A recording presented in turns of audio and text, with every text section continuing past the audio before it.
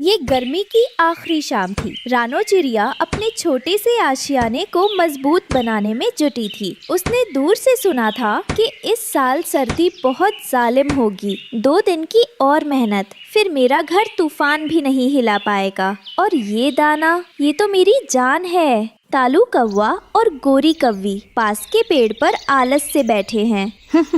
गोरी देखो, वो बेचारी रानो, लगता है उसे यकीन है कि कल ही बर्फ गिरने लगेगी। अरे हाँ, इतना काम, तकलीफ ही तो दे रही है खुद को।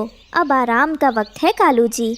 हम तो शौक से ये मौसम गुजारेंगे, ठंड आएगी तो जुगाड़ कर लेंगे। तालू भाई, वक्त रहते अपना काम कर लो, बाद में पछताओगे। नहीं नहीं, मेहरबानी आपकी, मगर हम आजाद पंछी हैं। रात भर में ही सब बदल गया। सुबह जब पंछी उठे तो हवा में बर्फ की हल्की ठंडक थी। आसमान में काले घने बादल छाए हुए थे, जैसे किसी ने स्याही बिखेर दी हो। कालू जी, ये क्या हो रहा है? इतनी ठंड तो कभी नहीं हुई। क्या पता, शायद कोई मेहमान हवा आई हो। चलो जल्दी से थोड़ा खाने का सामान जमा करते हैं। वे उड़ने की कोशिश करते हैं। मेरे पंख, ओहो, ठंड से ऐंठन हो रही है।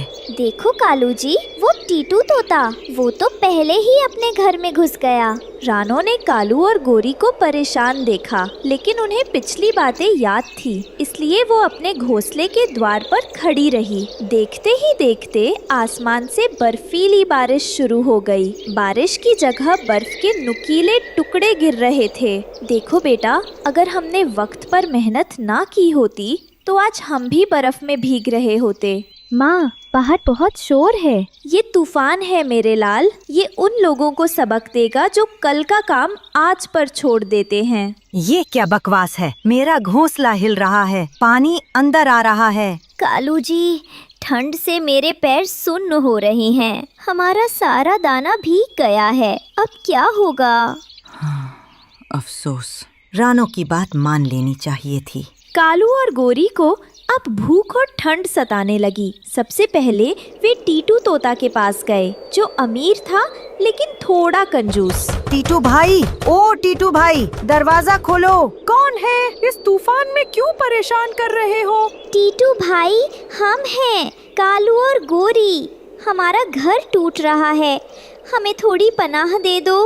माफ करना, मेरा घर बहुत छोटा है, सिर्फ मेरे परिवार के लिए जगह है। तुम लोग कहीं और जाओ। देखा, जब तक दौलत है सब दोस्त हैं, मुसीबत में कोई नहीं पूछता। टीटू तोता से ना सुनकर कालू और गोरी का हौसला टूट गया। ठंडी हवा उनके जिस्म में तीर की तरह चुभ रही थी। वे इसी उम्मीद में आगे बढ़े कि शायद कोई और उनकी मदद कर दे। कुछ दूर चलने पर उन्हें बंटी कबूतर का घर मिला। बंटी अपने घर की टूटी हुई छत ठीक कर रहा था, जिस पर बर्फ जमा थी। वह बेचारा खुद ही परेशान दिख रहा था। बंटी भाई, क्या हाल है? तुम तो खुद मुश्किल में हो।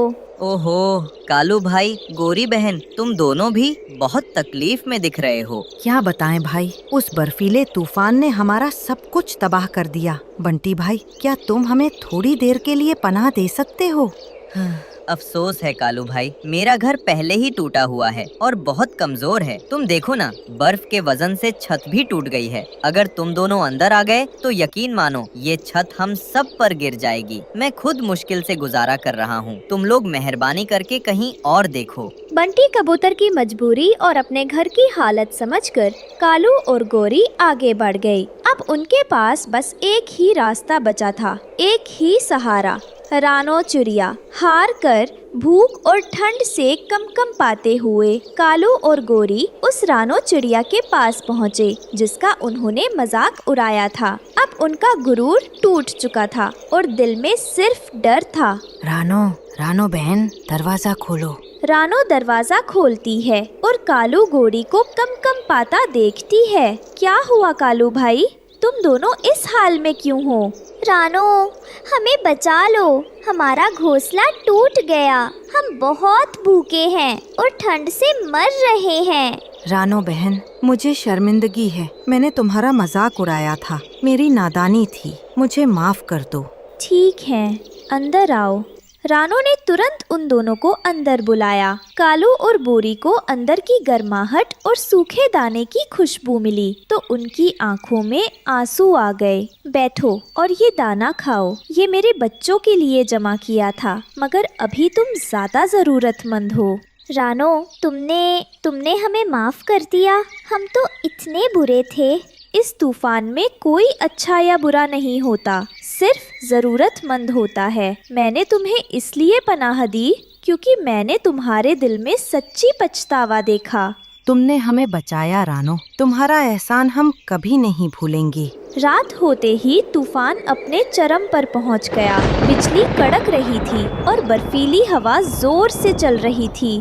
रानो, तुम्हारा घोंसला इतना मजबूत कैसे है? ईमानदारी से की गई मेहनत कभी बेकार नहीं जाती कालू भाई। तभी बाहर एक भयानक आवाज आती है। वह क्या था? एक विशाल शाखा कालू के पुराने घोंसले के पेड़ पर आकर गिरी। अगर वे वहाँ होते तो उनका बचना मुश्किल था। हे भगवान, ये तो मेरे पुराने घर का पेड़ था। रानो, तुमने सिर्फ हमें ठंड से ही नहीं बल्कि मौत से भी बचाया है। धीरे धीरे तूफान थम गया। अगली सुबह हर जगह बर्फ की एक सफेद चादर बिछी हुई थी। सूर्य की किरणें बर्फ पर चमक रही थीं। रानो बहन, तुम सब ठीक हो? हाँ टीटू भाई, सब खैरियत है। टीटू तोता कालू और गोरी को रानो के घोंसले में देखकर हैरान होता है। कालू, तुम यहाँ? हाँ भाई, रानो ने हमारी जान बचाई है। मैंने अपनी नादानी से सब कुछ खो दिया था। रानो, तुम्हारा दिल बहुत साफ है। कुछ देर बाद कालू और गोरी रानो से इजाजत लेकर अपना नया घर बनाने के लिए निकल पड़े। रानो बहन, आज तुमने हमें सिर्फ दाना नहीं दिया बल्कि एक सबक दिया है। अब से हम भी तुम्हारी तरह मेहनत करेंगे। मुझे तुम पर यकीन है कालू भाई। अब देर मत करना, थोड़ी बर्फ और पिघलने दो, फिर मिलकर काम शुरू करना। हाँ जरूर। ठंड का मौसम धीरे धीरे गुजरने लगा। कालू और गोरी ने अपना आलस छोड़ दिया था। वे रानो की सलाह पर एक नया और मजबूत घोंसला बनाने में जुट गए। गोरी, अब मजा आ रहा है। मेहनत में भी एक अलग सुख है। हाँ कालू जी, और भूख भी खूब लगती है। रानो दूर से उन्हें देखकर मुस्कुराती है। देखो टीटू भाई, मेरी थोड़ी सी मदद से कालू और गोरी बदल गए। सत्य कहा रानो, दयालुता की ताकत किसी भी उपदेश में बड़ी होती है। तालू और गोरी का नया घोंसला बनकर तैयार था। इस बार वह बहुत आरामदायक और तूफान से लड़ने लायक था। कालू कौआ रानो को अपने नए घर पर चाय के लिए बुलाता है। रानो बहन, आज तुमने जो सिखाया उसे मैं जिंदगी भर याद रखूंगा। हम दोस्त हैं हमेशा। हाँ कालू भाई, और सच्ची दोस्ती ही जिंदगी की सबसे बड़ी दौलत है। आखिरकार बसंत का मौसम आ गया। जंगल फिर से हरा भरा और खुशहाल हो गया। चिड़िया और कौवे सब एक साथ मिलकर दाना चुग रहे थे। देखो कालू भाई, वसंत कितना प्यारा है। हाँ, और मुझे अब किसी भी मौसम का डर नहीं है। रानो चिड़िया की मेहनत और दयालुता ने कालू कौवे की आलस्य भरी जिंदगी को बदल दिया। उस बर्फीले तूफान ने सबको सिखाया कि मेहनत ही सुख की असली कुंजी है और दया का व्यवहार सबसे बड़ा इंसानियत का फर्ज है। रात का समय था। आसमान पर काले बादल छाए थे। समुद्र की लहरें गरज रही थी। जंगल के किनारे पर एक छोटा सा पेड़ था जहाँ रानो चिड़िया अपने 2 बच्चों गुड़िया और मोनू के साथ रहती थी। बारिश से उनका घोंसला भीग चुका था। डरो मत मेरे लालो, सब ठीक हो जाएगा, बस तूफान निकल जाए। माँ, बाहर कोई रो रहा है, सुनो तो। रानो ने ध्यान से सुना। सचमुच लहरों के बीच से किसी के रोने की आवाज आ रही थी। वो कांपती हुई बाहर निकली और देखा एक जल परी पत्थर पर बैठी रो रही थी। कौन हो तुम? इतनी रात में इस तूफान में यहाँ क्यों रो रही हो? मैं सागर की बेटी हूँ। दोस्तों, ये रहे हमारी आज की वीडियो के प्यारे सब्सक्राइबर्स और फॉलोअर्स के नाम। रिया, आदिल, अनमोल, अक्षु, अहम मौर्य, जो नहीं चुने गए, चिंता मत करो, अगली बार तुम भी बन सकते हो जंगल के सुपरस्टार। दोस्तों, अगर आप भी चाहते हैं मैं आपका नाम अपनी कहानी में लूं, तो देर किस बात की, जल्दी से कमेंट करके अपना नाम हमें भेजें। मेरा नाम नीरा है। मेरे आंसू मोती बन जाते हैं और इंसानों ने मुझे पकड़ लिया था ताकि मेरे आंसू बेच सके। किसी तरह मैं भागी हूँ, लेकिन अब मेरा जादुई सीप खो गया है। उसके बिना मैं अपने समुंदर वापस नहीं जा सकती। मत रो बहन, मैं तुम्हारी मदद करूंगी। इस जंगल में जो भी बुरा करेगा वो रानो की नजर से बच नहीं पाएगा। रानो ने जलपरी को अपने घर के पास छिपा दिया, लेकिन किसी ने उन्हें देख लिया, वही लालची कालू कौआ। ओह, जलपरी के आंसू मोती बनते हैं। अब रानो अमीर बने ना बने, मैं जरूर बन जाऊंगा राजा। दोपहर का वक्त था। कालू सीधा उड़ता हुआ गोरी कौवी के पेड़ पर जा पहुंचा। अरे गोरी बहन, जरा ये सुनो, जंगल में क्या बड़ा राज पकड़ा गया है। रास? अरे क्या हुआ कालू? सुबह सुबह क्या शोर मचा रखा है? ध्यान से सुनो, ये बात किसी को मत बताना। रानो चिड़िया ने समुंदर की जलपरी को छिपा रखा है। उसके आंसुओं से सोने के मोती बन रहे हैं। क्या? जलपरी? सच बोल रहे हो कालू? वो तो समुंदर में रहती है ना? मैं झूठ क्यों बोलूं? मैंने अपनी आँखों से देखा। तो फिर हम दोनों क्यों पीछे रहे? रात हुई, आसमान काला हो गया। दूर कहीं मेंढक तर तर कर रहे थे। रात में दोनों कौवे रानो के घोंसले की तरफ बढ़ने लगे। जलपरी डर गई। रानो, मुझे डर लग रहा है, कहीं वो लोग यहाँ आना जाएं। मेरे आंसू का लालच किसी का भला नहीं करेगा। नहीं नेरा, तुम नहीं जाओगी। तुम्हारा जादुई सीप वापस लाना होगा। यही एक रास्ता है तुम्हें बचाने का। बताओ, वो सीप कहाँ है? वो सीप इस जंगल की सबसे गहरी झील में गिरा था, जहाँ चांदनी नहीं पहुँचती। तो फिर आज रात मैं वही जाऊंगी, चाहे मेरी जान ही क्यों ना चली जाए। रात गहराने लगी थी। कालू और गोरी अपनी चालाक आंखों के साथ रानो के छोटे से घोंसले के पास उतर आए। अच्छा मौका है गोरी, देखो रानो अभी नहीं आई। हाँ कालू, और यही बेहतर मौका है। अगर जलपरी यहाँ छिपी हुई होती तो रानो की गैर हाजिरी में हम उसे छीनकर जल्दी भाग सकते थे। वे दोनों चुपके से घोंसले के अंदर गए। दोनों ने ध्यान से घर के अंदर देखा। वहाँ पर जलपरी के होने का कोई साक्ष्य नहीं था, न कोई मोती। कुछ भी नहीं मिला। मैंने सोचा था कि जलपरी यहाँ होगी। गोरी, चलो बाहर देखते हैं। दोनों बाहर निकले, जैसे कोई शिकारी अपने शिकार की तलाश में निकला है। वहीं दूसरी तरफ रानो अकेली झील के ऊपर उड़ रही थी और जादुई सीप को तलाश करने की कोशिश कर रही थी। अचानक एक विशाल मछली बाहर आई। कौन है? यहाँ कोई नहीं आता। ये झील मेरी है। मैं रानो चिड़िया हूँ, अपनी बहन जलपरी का सीप लेने आई हूँ। वो तुम्हारे पानी में खो गया है।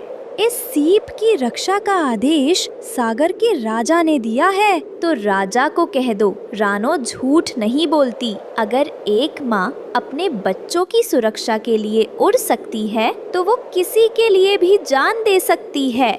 मछली ने रानो की आंखों में सच्चाई देखी और धीरे से सीप पानी से बाहर फेंक दिया। रानो वो सीप लेकर वापस लौट रही थी। रास्ते में उसने एक सुरक्षित डाल देखी और कुछ देर आराम करने का सोचा। कुछ देर यही आराम कर लेती हो, तभी मैं तेज उड़ पाऊंगी।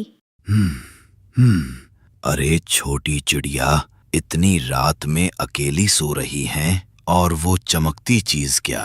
सांप ने मौका पाते ही चुपके से झपट्टा मारा और सीप उसके तेज मुंह में फंस गया और वो वहां से अपने बिल में घुस गया। जब रानो की आंख खुली तो वो परेशान हो गई। सीप कहाँ है? यही रखा था। जब वो इधर उधर सीप को ढूंढ रही होती हैं, तो उसकी नजर पेड़ के नीचे एक खोखल में पड़ती है, जहाँ सांप सो रहा था और सीप वही पास में रखा था। सांप के बिल में हाथ डालना जैसे खुद कुएं में कूदना जैसे होगा। सीधे टकराना खुद की मौत हो सकती है। रानो ने देखा कि पास एक ऊंचे पेड़ की शाखा पर एक चील के अंडे रखे हुए थे। माही चील के अंडे। माही चील अभी वहाँ नहीं थी।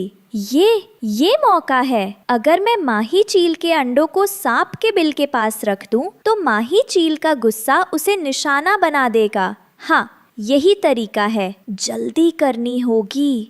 रानो चिड़िया ने जल्दी से माही चील के 2-3 अंडों को हल्के से अपने पंखों में उठाया और चुपके से सांप के बिल के पास रख दिया।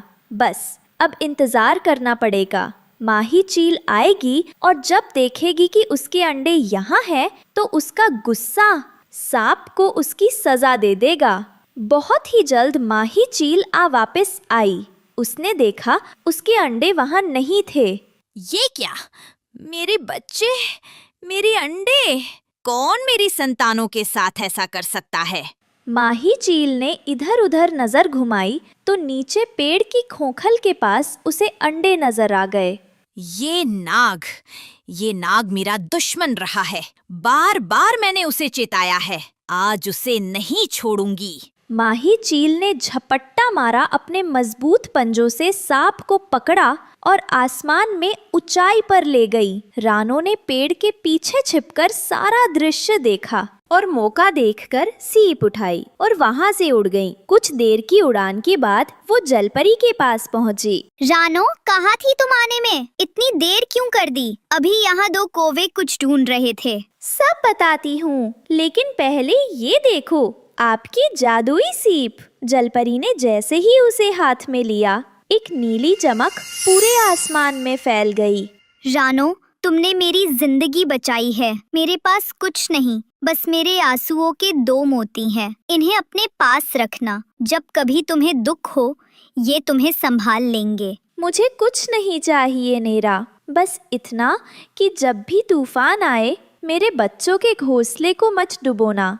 अब कभी तुम्हारे ऊपर पानी का बुरा असर नहीं होगा। कुछ दिनों बाद वही लालची कालू कौआ उस झील पर गया। उसने सोचा कि शायद उसे भी कोई मोती मिल जाए, लेकिन जैसे ही उसने पानी में झांका, झील ने उसे अंदर खींच लिया और वो फिर कभी नहीं दिखा। रानो ने सीखा, जिनके दिल में सच्चाई होती है, समुद्र भी उनका साथ देता है, और जिनके दिल में लालच होता है, वो अपने ही साये में डूब जाते हैं। ये कहानी ये सिखाती है कि सच्ची मदद बिना लालच के की जाए तो वो हमेशा किसी न किसी रूप में लौट कर आती है। लालच का अंत हमेशा अंधकार में होता है और ईमानदारी का फल हमेशा। सुंदर वन में सुबह हो चुकी थी। गर्मी की छुट्टियां शुरू हो गई थीं। माँ, सुबह हो गई। आज तो हम मिट्ठू तोते के बच्चों के साथ खेलने वाले थे। हाँ मेरी बच्ची, सुबह हो गई। उठ जाओ, मैं तुम्हारे लिए मीठे फल लाई हूँ। क्या हुआ माँ? आप परेशान लग रही हैं। क्या आप रात को ठीक से सोई नहीं? नहीं बेटा, ऐसी कोई बात नहीं है। बस दोस्तों, ये रहे हमारी आज की वीडियो के प्यारे सब्सक्राइबर्स और फॉलोअर्स के नाम। जन्नत खान, अंबिका, इफ्रा, मनीषा। जो नहीं चुने गए, चिंता मत करो, अगली बार तुम भी बन सकते हो जंगल के सुपरस्टार। दोस्तों, अगर आप भी चाहते हैं मैं आपका नाम अपनी कहानी में लूं, तो देर किस बात की, जल्दी से कमेंट करके अपना नाम हमें भेजें। नहीं बेटा, ऐसी कोई बात नहीं है। बस तुम्हारी नानी माँ की बहुत याद आ रही थी। नानी माँ, आपने वादा किया था कि इस गर्मी की छुट्टियों में हम जरूर जाएंगे। गुड़िया की ये बात सुनकर रानो का दिल और भारी हो गया। वह अपनी बेटी को कैसे बताती कि जिस नानी से मिलने के लिए वह इतनी उत्साहित है, वह बहुत बीमार है। गुड़िया बेटा, मेरी बात ध्यान से सुनो। हम नानी माँ के घर जरूर जाएंगे। हम आज ही जाएंगे। सच माँ? आज ही? वाह! मैं अभी जाकर टुनटुनी और मिट्ठू को बताती हूँ। रुको बेटा, पहले मेरी पूरी बात सुनो। नानी माँ की तबीयत ठीक नहीं है। वह बहुत बीमार है। यह सुनते ही गुड़िया का हंसता हुआ चेहरा उतर गया। उसकी छोटी छोटी आँखों में आंसू भर गए। नानी माँ ठीक तो हो जाएंगी ना माँ? हाँ मेरी बच्ची, अब जल्दी से तैयार हो जाओ, हमें बहुत लंबा सफर तय करना है। रानो और गुड़िया के सफर की खबर सुनकर उनके सबसे अच्छे पड़ोसी मिट्ठू मियाँ का तोता परिवार उनसे मिलने घर के बाहर आए। रानो बहन, क्या यह सच है? तुम आज ही निकल रही हो, इतनी जल्दी में? हाँ, मुझे जाना ही होगा। माँ की आखिरी इच्छा है, मैं उन्हें निराश नहीं कर सकती। लेकिन रानो बहन, आपने रास्ते के बारे में सोचा है? बीच में वो मनहूस काला पहाड़ पड़ता है, वो कालू कौवे का इलाका है। सुना है वो किसी को भी अपने इलाके से गुजरने नहीं देता। उसकी दुश्मनी तो तुम्हारे परिवार से बहुत पुरानी है। मैं जानती हूँ मिट्ठू भाई, मुझे सब याद है, लेकिन इस वक्त मैं अपने डर से ज्यादा अपनी माँ के बारे में सोच रही हूँ। कालू कौवा कौन है माँ? क्या वो बहुत बुरा है? रानो नहीं चाहती थी कि उसकी बेटी के मन में डर बैठे। उसने बात को बदल दिया। वो कुछ नहीं है बेटा, तुम इन बातों में मत पड़ो, हम बस अपनी नानी के पास जा रही हैं। बहन, इसमें थोड़े भुने हुए दाने और मीठे बेर हैं। रास्ते में गुड़िया को भूख लगेगी, अपना और गुड़िया का ध्यान रखना। हम ईश्वर से तुम्हारी सलामती की प्रार्थना करेंगे। रानो का दिल भर आया। उसने सबका धन्यवाद किया और अपनी बेटी गुड़िया को लेकर अनजाने सफर के लिए उड़ चली। सफर शुरू हो चुका था। रानो और गुड़िया आसमान में उड़ रहे थे। माँ, वो नीचे नदी कितनी चमक रही है। क्या हम थोड़ी देर वहाँ रुक सकते हैं? मुझे प्यास लगी है। हाँ बेटा, जरूर। हम उस बड़े से आम के पेड़ पर रुकेंगे, वहाँ थोड़ा आराम भी कर लेंगे और पानी भी पी लेंगे। वे एक नदी के किनारे आम के पेड़ पर उतरे। रानो ने गुड़िया को पानी पिलाया और पोटली से मीठे बेर निकाल कर दिए। माँ, नानी माँ का घर यहाँ से और कितना दूर है? अभी बहुत दूर है मेरी बच्ची। हमें आज रात किसी सुरक्षित पेड़ पर गुजारनी होगी। कल दोपहर तक शायद हम पहुँच जाएं, अगर सब ठीक रहा तो। क्या नानी माँ हमें देखकर बहुत खुश होंगी? बहुत खुश होंगी। वह तुम्हें देखकर अपनी सारी बीमारी भूल जाएंगी। चलो, सूरज ढलने से पहले हमें एक सुरक्षित जगह ढूंढनी है। थोड़ा आराम करने के बाद वे फिर से अपने सफर पर निकल पड़े। जैसे जैसे वे आगे बढ़ रहे थे, हरे भरे पेड़ कम हो रहे थे और सूखी पथरीली जमीन दिखाई देने लगी थी। रानो समझ गई थी कि वे काला पहाड़ के करीब पहुंच रहे हैं। ऊपर पहाड़ की चोटी पर बैठे दो कौवों ने उन्हें देख लिया था। उन्होंने तुरंत जाकर अपने सरदार कालू कौवे को खबर दी। सरदार, वो आ गई है अपनी बेटी के साथ। आ गई।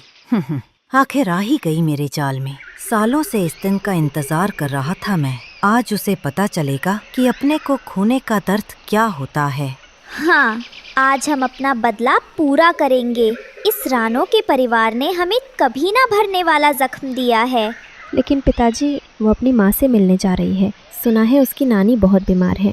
चुप रहो, तुम अभी बच्चे हो। तुम नहीं जानते कि इन्होंने हमारे साथ क्या किया है। सालों पहले इसी पहाड़ पर एक भयंकर तूफान आया था। उस तूफान में तुम्हारा छोटा भाई मुझसे छूट गया था। मैंने मदद के लिए रानो के पिता को पुकारा था, जो उस वक्त पास से गुजर रहे थे, लेकिन उन्होंने मेरी मदद नहीं की। वे चाहते तो मेरे बच्चे को बचा सकते थे। उनकी वजह से मैंने अपना बेटा खोया है। लेकिन माँ बताती थी कि तूफान बहुत तेज था, शायद वे चाहकर भी कुछ नहीं कर पाए होंगे। बहाने थे सब। घमंड था उन्हें अपने अच्छे परिवार का। आज मैं उस घमंड को तोड़ दूंगा। आज रानो से उसकी सबसे कीमती चीज छीनकर मैं अपना बदला पूरा करूंगा। जग्गू अपने पिता की आंखों में नफरत देखकर चुप हो गया। कालू ने अपने साथियों को इशारा किया और एक भयानक योजना बनाई। रानो अपनी पूरी ताकत से उड़ रही थी। अचानक चारों तरफ से काऊ काऊ की डरावनी आवाजें आने लगी। देखते ही देखते कालू कौवे का पूरा झुंड उनके सामने आ गया। सबसे आगे कालू कौवा खुद था। अरे देखो तो कौन आया है। रानो चिड़िया, बहुत हिम्मत है तुम में, जो मेरे इलाके में घुसने की जुर्रत की। कालू भाई, मेरा तुमसे कोई बैर नहीं है। मैं बस यहाँ से गुजर रही हूँ। मेरी माँ बहुत बीमार है, मुझे उनके पास जाना है। कृपया हमें जाने दो। माँ, दर्द? आज तुम्हें इन शब्दों का असली मतलब पता चलेगा। माँ, ये कौन है? हमें इनसे डर लग रहा है। चुप रहो बेटा। देखो कालू, जो हुआ वो एक हादसा था। तूफान बहुत तेज था। इस पुरानी बात के लिए इस मासूम बच्ची को सजा मत दो। ये कहकर कालू कौवा गुड़िया की तरफ झपटा। ये सब देखकर जग्गू से अब और बर्दाश्त नहीं हुआ। उसके अंदर का ज़मीर जाग उठा। तभी जग्गू उड़कर बीच में आ गया। बस पिताजी, बहुत हो गया। अगर आपको बदला लेना ही है तो पहले मुझ पर हमला कीजिए। मैं इस पाप में आपका साथ नहीं दूंगा। कालू अपने ही बेटे को अपने खिलाफ खड़ा देखकर सन्न रह गया। जग्गू, तुम मेरे रास्ते से हट जाओ। नहीं पिताजी, क्या इसी को बदला कहते हैं? अगर आज मेरा छोटा भाई जिंदा होता तो क्या वो आपको ऐसा करते देख खुश होता? नहीं, वो शर्मिंदा होता। बेटा, तुम अपने पिता से ऐसे बात नहीं कर सकते। माँ, आप भी एक माँ हैं। क्या आपको उस चिड़िया का दर्द नहीं दिख रहा? जग्गू की बातों ने कालू के दिल पर चोट की। उसके अंदर सालों से जल रही बदले की आग आज उसके बेटे के आंसुओं ने बुझा दी थी। कालू के इलाके से निकलने के बाद रानो को आखिरकार दूर एक जाना पहचाना बड़ा सा बरगद का पेड़ दिखाई दिया। वही था उसकी माँ का घर। गुड़िया, देखो, वो रहा नानी माँ का घर। हम पहुँच गए। रानो, मेरी बच्ची, तुम आ गई। रानो को होश आ चुका था। माँ, मैं आ गई। मैंने अपना वादा पूरा किया माँ। बहादुर बेटी, मुझे तुम पर गर्व है। तुमने साबित कर दिया कि एक माँ का प्यार दुनिया की हर मुश्किल से बड़ा होता है।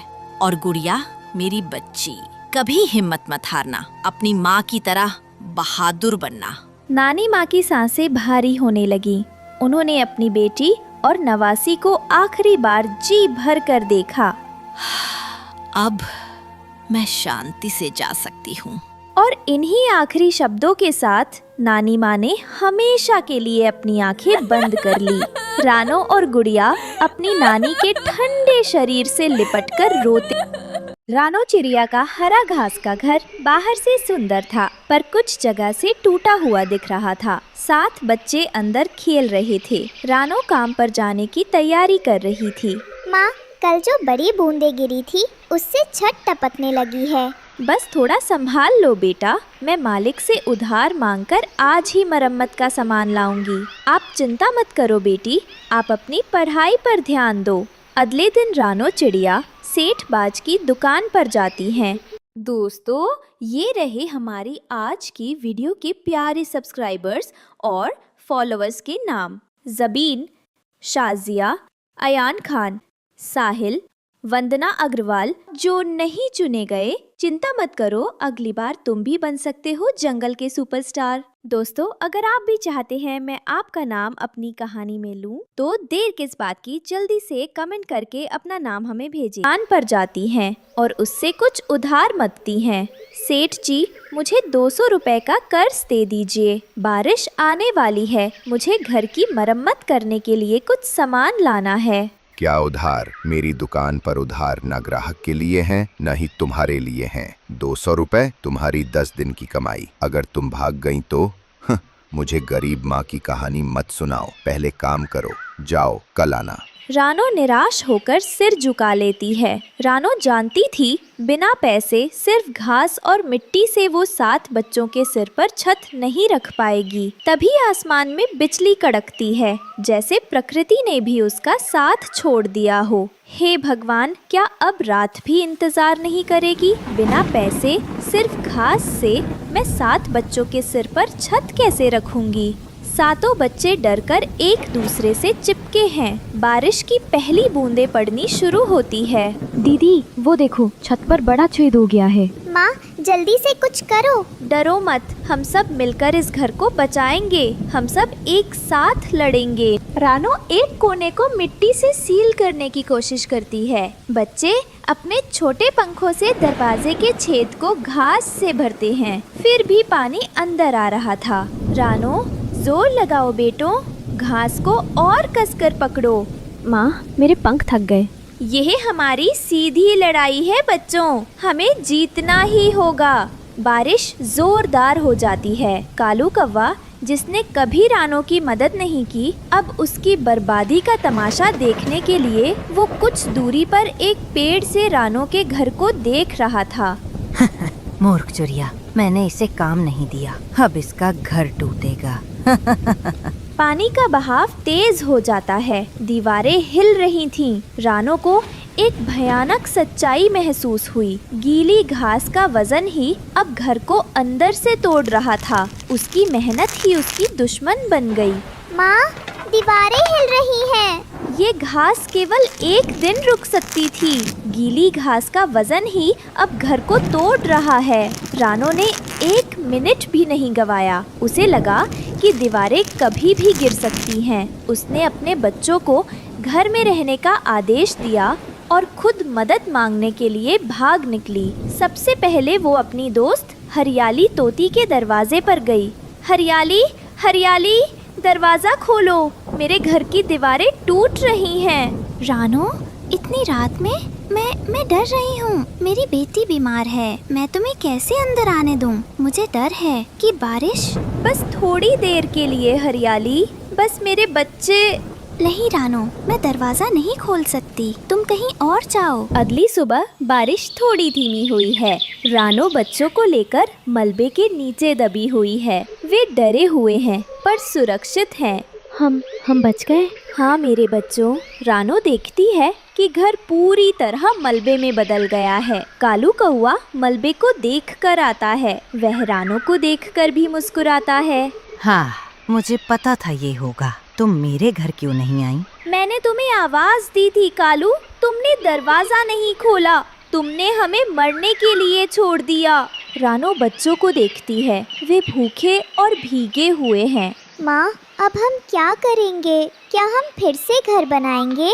तिनके से घर बनाना एक चीज़ थी बेटा, विश्वास से घर बनाना दूसरी, और वह विश्वास आज टूट गया। अगली सुबह रानो बच्चों को लेकर खड़ी होती है। वह टूटे हुए घर पर एक अंतिम नज़र डालती है। नहीं बेटा, अब हम कहीं और जाएंगे, कहीं दूर, जहाँ उम्मीदें शायद घास जितनी कमज़ोर ना हों। चलो मेरे बच्चों। रानो 7 बच्चों को लेकर उदास उस जंगल से निकल जाती।